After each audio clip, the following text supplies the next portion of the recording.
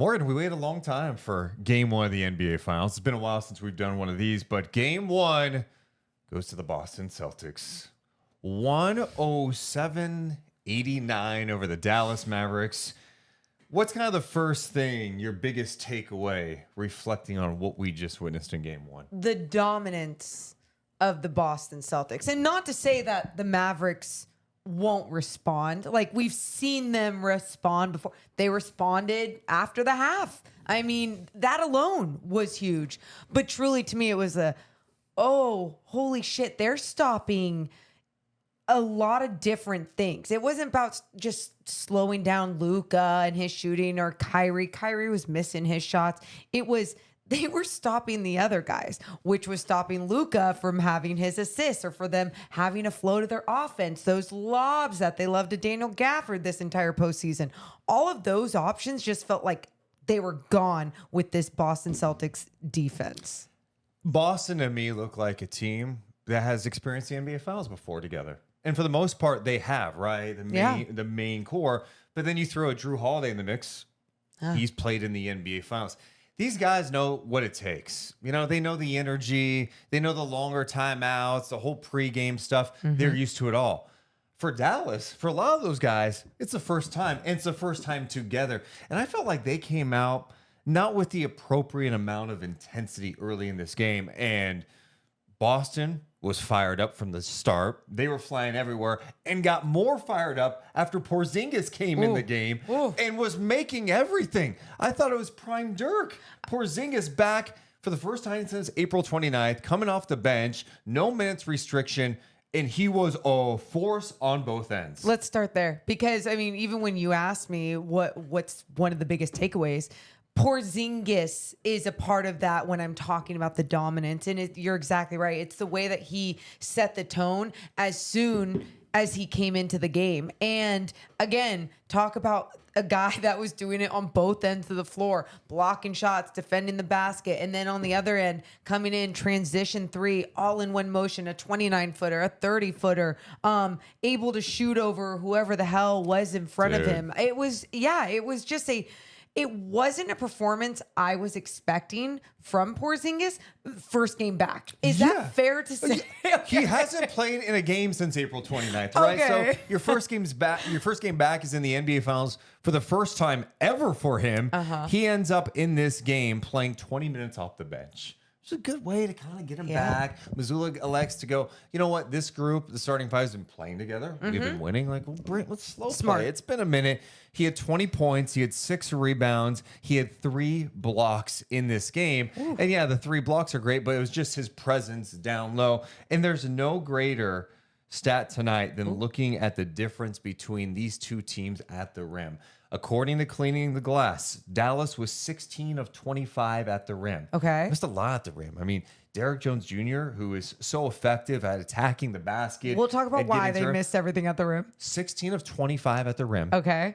Boston, 15 of 15. They did not miss at the rim in this game. And, you know, Porzingis obviously plays a huge role in that whole thing, right? Jaylen Brown, we'll talk about him too. But this is the Celtics team that everyone feared. Like, you know, even throughout the playoffs, they're like, God, man, they're kind of struggling with the Pacers a little bit. Or, hey, man, this has not been the smoothest playoffs playing for with them. their food. Even though they're winning, you know, you have these high standards for Boston.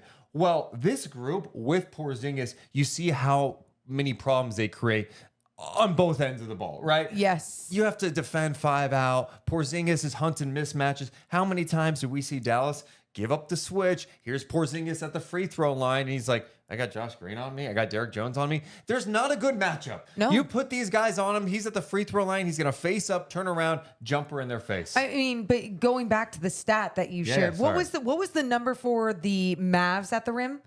16 of 25. 16 of 25. Now, a lot of that goes, you know, toward when you look at Porzingis down there by the rim.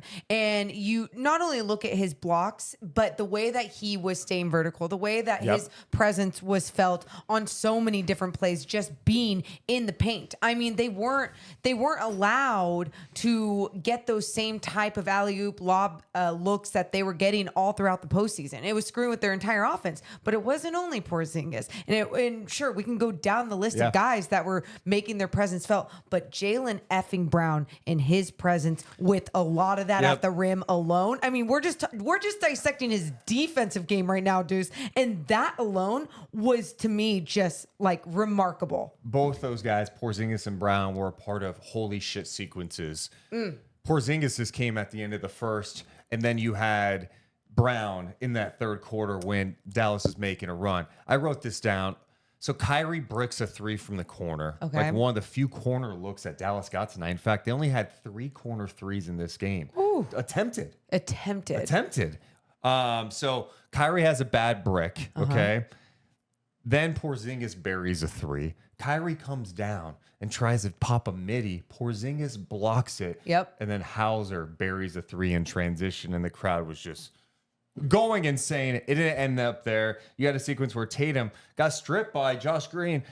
Josh Green's going the other way in transition, and Porzingis just blocked the shit out of him. Trying to like dominate and throw it down. Yes. On his face. And so it was just such an impressive performance defensively by Porzingis, and that just gave them a huge lift. And after the first quarter, it's 37-20. The dominance continued into the second quarter, although I felt like Dallas made a run. It was like a 7-0 run at the end of the first half. Yeah. I'm like, ooh, Luka's getting it going. I feel like they're getting back in the game. You got to be careful here. At halftime, it was 63-42. You want to go to that third quarter now? Because Jaylen Brown plays a huge role in That's this. where I want to go to Jaylen Brown. And I mean, we can talk about, too, the resiliency of the Dallas Mavericks to come out of that half and the way that they ended the second quarter and then brought it into the third and going, oh, shit, it's an 8-point game all of a sudden. How do they do this? And then Boston said, we're going to stop playing with our food and we're going to dominate. And Jaylen Brown was a huge part of that. Yeah, I give Dallas credit for a couple of things early in that third quarter. I felt like they played with much more physicality defensively. Oh, I yes. felt like Derek Lively, he picked up some fouls tonight, and that was problematic a bit. But he was like, we just got punked by Porzingis. The next time Porzingis comes in the game, I'm not letting him punk me. Yes. And he was bumping him, trying to get him off his spots, just trying to irritate him, playing ultra physical. I like seeing that from Lively. And they just chipped away. They started to settle down. Luka started hunting mismatches with Horford. There was more urgency on both ends. Yes. And so they cut in this lead. So after Kleba sets a screen, this is a terrible pick and roll defense. Luka buries a 3 to cut it to 72-64, 4:27 to go in the third. Okay. It's a game at that point. And Luka, after he hit that 3, that face he had looking at the Boston crowd was like, oh, shit. Is he just going to go off like this for the rest of the game? Boston, you were just up by 29. Yeah. Are you folding here? Part of the problem, too, I felt like with Boston during that stretch, they were missing shots. But this is where you talk about playing with their food. Settling, and I thought Boston at their best tonight, they were attacking, they were driving relentlessly and forcing help and moving the ball around. That's when Boston's at its best. Out of that timeout, that's exactly what they did. Tatum did it, then Jaylen Brown absolutely took over. He did, and with that, he was driving to the basket. And if he wasn't looking to score in the paint, he was looking to pass. He was creating so much more for the Boston Celtics offense, making the Mavs defense really have to think twice. Lively could only stay as aggressive as he could when he was in there until he got his 5th foul, and then he was taken out of the game. That was at the 2:44 mark. He picks up his 5th foul in the third quarter. Okay, so even when that happened, I appreciate the heart and the defensive intensity that he brought. And when Jaylen Brown realized, like, no, guys, like, we can't play like this anymore, the way that he just started attacking, I think really saved the game for the Boston Celtics. It was the attacking and just play after play after play. Again, it's back to an 8-point game with 4:27 to go. And this is what really good teams are supposed to do. And these are lessons for Boston. You have these games. I think it was against Atlanta this year where they're up like 30 and they lost the game. Mm-hmm. These you can't have moments like that in the NBA Finals in Game 1, your home floor. And so the approach was the right way. I wrote down some of these plays, Morgan.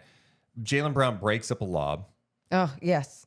He blocks a Derek Jones Jr. dunk attempt. Yep. So this is on the same sequence. Breaking up a lob, then he helps that weak side help, blocks him at the rim. Then he pushes, gets the ball moving, he attacks the paint, gets the ball moving. It leads to a Jason Tatum 3. The crowd is going absolutely crazy. Momentum plays, okay? You're sucking the belief out of the Dallas Mavericks. After that, he attacks Kleba. It leads to an Al Horford corner three. Great decision by him. Again, attacking the paint, getting close to the rim, kicking it for three, bang. Then how about Kyrie driving? Brown blocks the shot. Again, his defense tonight was unbelievable, and the box score backs it up. The final stat line for Jaylen Brown in this game, 22 points, 6 rebounds, 3 steals, 3 blocks, 2 assists. He did on 7 of 12 shooting. Weird to see 6 of 11 at the free throw line, but we'll put that aside. Sure. A fantastic game by him. Fantastic. And I mean, it's not even, it never felt like he was ever the problem, even when Dallas was going on the run, right? In that third quarter, especially in the beginning of the third.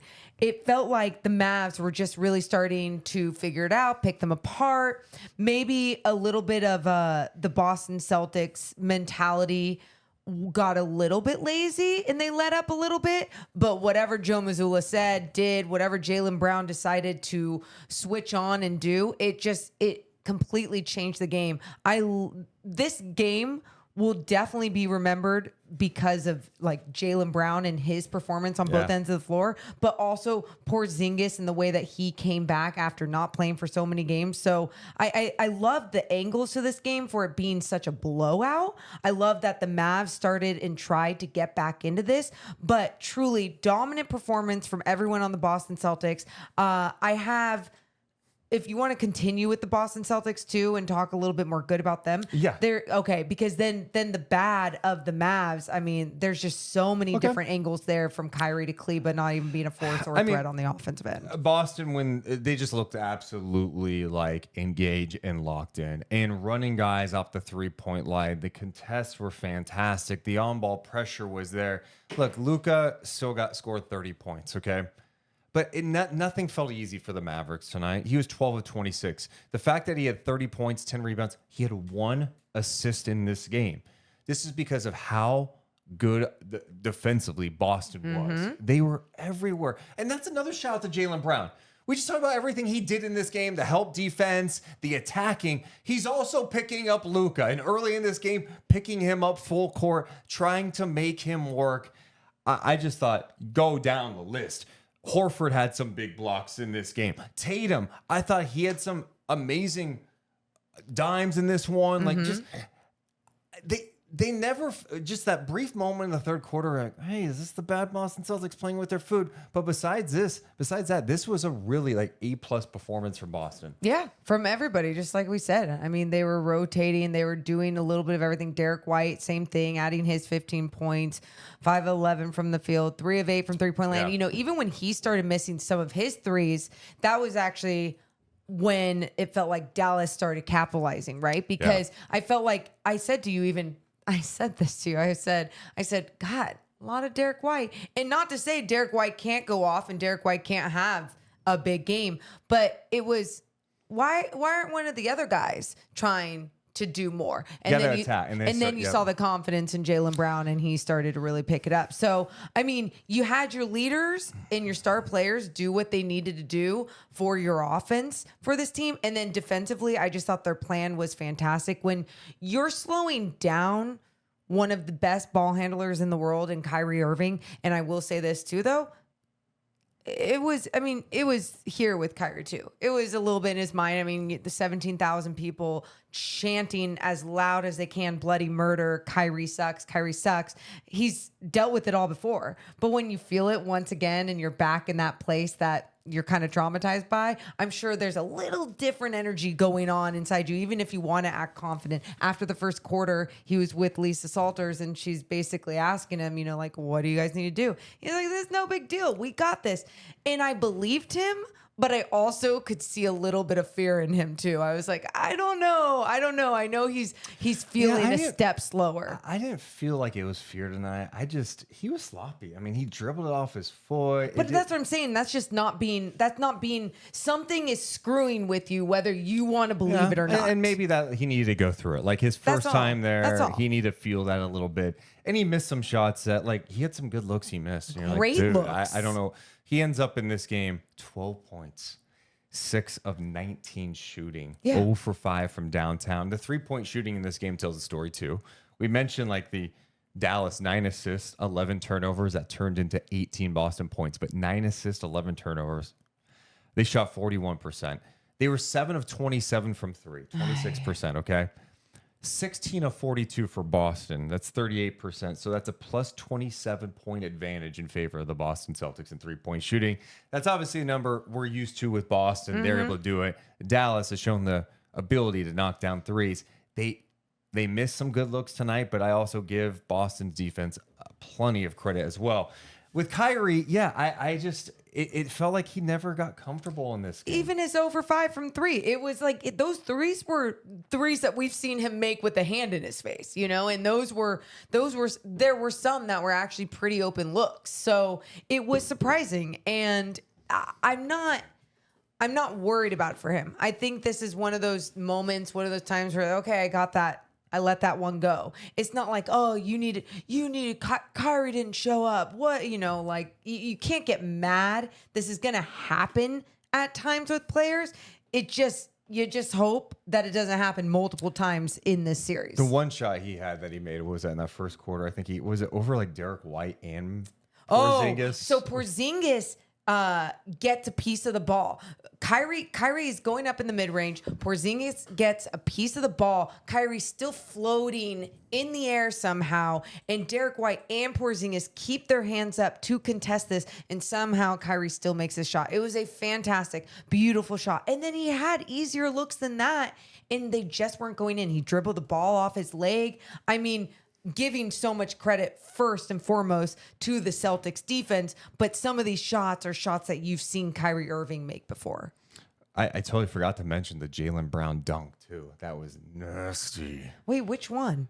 He had the poster jam. Oh, where he crossed over. Yes. Luka. Yep. And got into the paint, just attacked the rim. Which one? Jaylen Brown getting like downhill and just like scary. He's relentless. I know. Going to the basket. And the only reason why I asked which one, because I remember there was a time that I think Luka got picked and then they threw it up to him in transition, and it was just a nice dunk. But that one was so much more beautiful because of the amount of traffic that he had to go through to finish.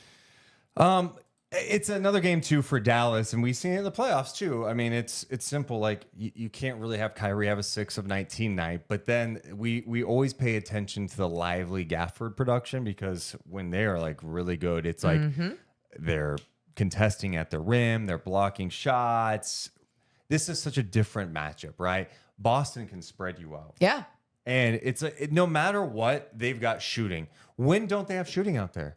It doesn't happen, especially now that Porzingis is back. You know, like Cornette, maybe you play off of him, but he comes in garbage time in this game. Porzingis is back now. So now Gafford has to play the perimeter a little more, which makes life more challenging. They put him in different action, taking him away from the basket defensively. So you take away the rim protection there. That's problematic. The other thing, too, is just offensively. I mean, I just felt like they did such a good job preventing any lob action whatsoever. I think the stat I saw was in the first half, Dallas did not have any lobs. I mean, I believe it. I think we saw attempts. We definitely saw some but there were a couple of times in the first half, it was like, oh my God, like Luka, instead of going for the lob because he doesn't feel like he can get this lob, they're doing a drop-off pass. And, then all of a sudden, it's like you're counting on the big to catch it, and it's just an unfamiliar action, right? They're so used to getting clean looks at the rim. Those looks aren't there. All the lobs were being broken up. All those looks weren't even being seen. It was just too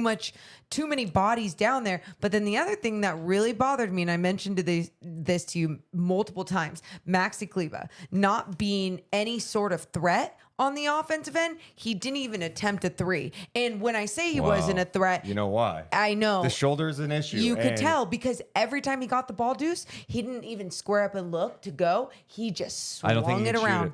I think that's how limited he is right now. He can't shoot the ball. But they need him out there just for his size and defense, right? And credit to him for going out there, but he doesn't look like he wants to even be a threat at all. You got to put some cortisone in that shoulder and shoot the shit out of the basketball. Like, you have to pose as a threat, because truly, when the ball would get swung, it was the Celtics defense was just expecting it to get swung. And already they were there. So, like, they're already a step ahead, Maxi Kleber wasn't allowing his team to see a more open look from the outside. And that's what makes, when Kleber, we talked about him before the injury, it's like, man, it allows Dallas to, have more spacing. They could stretch the floor, play small ball 5. Kid goes to that once, but didn't really go to it long. They end up putting Gafford back in the game. But the spacing's not there anymore, to your point. Yeah. Like, he's not a threat out there. Also, and I think Boston knows it. They were like playing off. It was so much easier for them to move side to side with the basketball. Derrick Jones Jr., you mentioned a lot of his strong takes to the basket. Fantastic. You got to do what you got to do. You're going to get blocked. You're going to have a lot of different looks where people are just finding a way to get a hand on the ball, or their verticality is there and making life more difficult. We've seen Derrick Jones Jr. make so many difficult shots at the rim that I just go, keep attacking, keep putting them in a bad spot, try to get them in foul trouble. He was 1 of 7 in the paint in this game, 2 of 9 overall, 1 of 7 in the paint. And he had some aggressive takes, just could not convert. And it's tough against this Boston team. So, you if you're Dallas, you dust yourself off. It's game 1. You've lost game 1s during this playoff run. And it sucks, but now you've gone through it. There's no surprises with the crowd. You know what this team in Boston can do. And now you have to go out there and execute. And I think first things first is coming out with the right approach in game 2 from a defensive standpoint. I thought they just looked a little uneasy. The ball movement wasn't great either on offense in the first half. They just need, hey, relax and let's go play the game. We've won on the road in the playoffs. We've beaten good teams in the playoffs. They can play better than they did tonight. And I thought they had some moments in that third quarter where you went, oh, you see it. They were down 29 and cut it to 8. They need Kyrie to step up in a major way. Luka to do his thing, and that can open some things up for others. You could tell. I mean, we've talked about this with multiple people now too. Jason Kidd having a connection with his players, and they showed some halftime footage when they were down big, and Jason Kidd's just talking about playing. Hey, it's basketball. Have fun. Yeah. Like, remember, we're supposed to have fun out here. And I think to some people, that could mean like, what's he really coaching at the point? Blah, blah. To some, they connect with playing looser, playing free, playing their game, playing together. I mean, we've seen the chemistry and the flow of this Dallas team, especially in the Western, playing some very difficult Western Conference teams. So I expect them to play much better next game against the Boston Celtics. But if the Celtics keep this up, I mean, they're just showing why they were truly the best regular season team and possibly the best team in the NBA this year. 9 blocks for their defense. They had 6 steals as well. I mean, it was fun watching them on defense. Like, not if you're a Mavs fan, obviously, but it was just from anyone that appreciates that part of the game. It was just absolutely beautiful. I just think Dallas is capable of playing better defense than they did tonight too. And I thought there were too many times. Now the problem is, like, when Jaylen Brown, I've seen enough now in these playoffs where we're like, dude, there's not many guys that can check him. Like, he is playing with a physicality. He's very strong at attacking the basket. And with Boston, these guys have, a lot of them, been playing together for a long time now. They know where to be, where every guy wants the ball. And then you plug and play guys like Porzingis and Holiday. It's... My last thing I'll say too, I know both teams had 10 offensive rebounds, but I feel like the offensive rebounds for the Boston Celtics, even though they only converted it to 10 second chance points, and Dallas 16 second chance points, right? So you're going like, oh, Dallas won that category. But it's the eye test. It's what those offensive rebounds actually feel like when you're watching the Celtics go after them, get those extra bounces. And it's not like it's lucky. It's they're making that extra effort to go after it. And when they create a second chance opportunity for their team after playing such perfect basketball at times on the defensive end, it's just going to be so crushing. You can't allow them to have any of those type of moments or any of that type of momentum. They're a scary team. It's going to be tough. We've seen Dallas with their backs against the wall before and have responded. I'm very eager to see what it looks like game 2 on Sunday in Boston. Any other thoughts from this game? I'm looking at my notes to make sure there's nothing else I want to bring up. I'm sure there's going to be something I missed. Oh, I was just going to mention that Gafford and Lively combined for 10 points, 8 rebounds, 4. I'll say this, that's something to watch. We said it before the series in our previews. Just, all right, how's Gafford going to play out there just defensively? You know, he gets put in some tough spots, right? You know? It's like, dude, he's got to go out there and defend Porzingis now. And it's like trying to go out there and contest. He's not totally comfortable doing that. Yeah. And that, and again, he played 14 minutes. Interesting angle. And I think the other angle is just seeing how the other guys can step up. PJ Washington not making a 3 either, 0 for 3 from 3-point land. So it's you know, Jason Tatum talking to Lisa Salters after the game, just about the game in general, and he was or about Luka first, and he said, you know, it's about stopping the others. He's gonna get his. He's gonna score. He's gonna do what he needs to do. Sure, it's about stopping the others. So they stuck to the game plan. Well, let us know what you thought about game 1. If you're a Mavs fan, are you feeling okay after this game? Do you feel like you can get back in this series? You're not rattled? Or where's your confidence at? If you're a Celtics fan, you're probably like, oh, I don't care. We're going to win every single year because we're always in the NBA Finals or Conference Finals. This is just what we do. Hang another banner. Blah, Must blah, be blah, so blah, tough blah. being you. And also, if you're just an NBA fan, let us know what you thought of game 1. Who was the player of the game, too? Hit the thumbs up and subscribe. Deuce and Mo.